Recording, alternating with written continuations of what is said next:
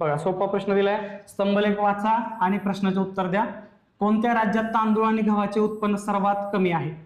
बघा प्रत्येकाचं दिलंय, यूपी, पश्चिम बंगाल, मध्य प्रदेश, महाराष्ट्र आणि हरियाणाचं दिलंय. त्या प्रत्येक राज्यामध्ये राईस म्हणजे तांदूळ आणि व्हीट म्हणजे गहू यांचं उत्पादन दिले.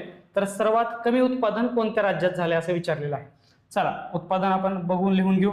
राईस किती आहे? हे 6 आलंय आणि तांदूळ इथं 16 आलंय. इथं राईस किती आलंय? 8 आलंय, दिसते तुम्हाला. आणि हे व्हीट किती आलंय? हे 2 आलंय.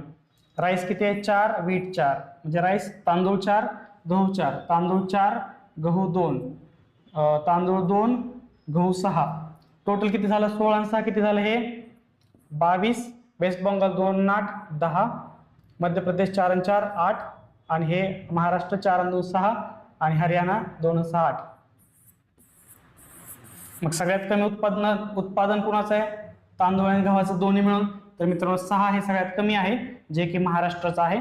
म्हणून आपलं उत्तर सुद्धा महाराष्ट्र आहे, की सर्वात कमी तांदूळ आणि गव्हाचे उत्पादन महाराष्ट्र. ऑप्शन क्रमांक 3.